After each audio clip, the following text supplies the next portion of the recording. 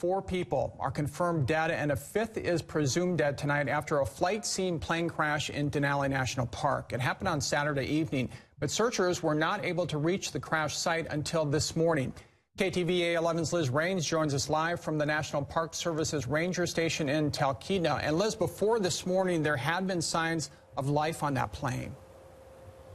That's right, Joe. We're told that shortly after the plane went down around 6 p.m. on Saturday, the pilot was able to make 2 phone calls reporting injuries on board before all contact was lost. But because of the weather, it wasn't until more than 36 hours later that searchers were finally able to find the aircraft.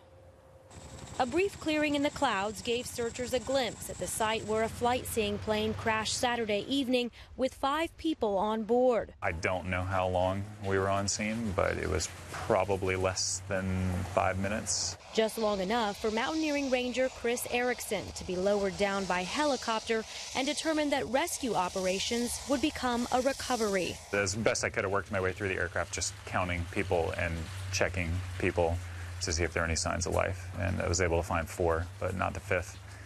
Given the area that I was working, pretty good chance that person's still in there. I couldn't get to everywhere, but I did not comprehensively search the aircraft. With clouds rolling in again, the crew was forced to get out fast for their own safety. Search and rescue operations were halted as soon as we discovered the wreckage and the bodies. And just due to the fact that more bad weather was moving in, visibility was already closing in to near zero. The crash happened near the summit of what's known as Thunder Mountain at an elevation of around 11,000 feet inside of Denali National Park and Preserve. Searchers say the plane is in a crevasse on the side of the mountain surrounded by steep terrain, which is why Erickson couldn't walk around the crash site and what could make a recovery operation there challenging. It's dangerous without a helicopter. To climb there, especially this time of the year, is not really an option. Significant overhead hazard for rockfall and for icefall to try to attempt to climb there. For now, all flights in the area have been grounded, and without another cloud clearing in sight, crews and any recovery mission are too. Unfortunately, it didn't end the way we'd like it to, but we did the best we could under the circumstances, and unfortunately the weather was not our friend.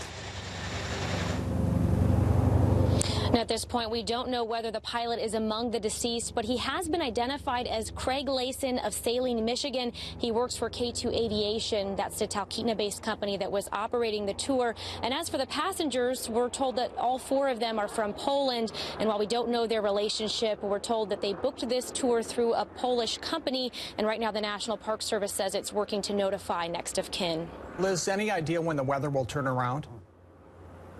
Well, the weather looks pretty clear here in Talkeetna, but we're told that up in the mountains it's a completely different story. The National Park Service is not predicting another clearing there until Wednesday, so that's probably the soonest that we could see crews get back out to the site of the crash. All right, that's Liz Raines live in Talkeetna tonight.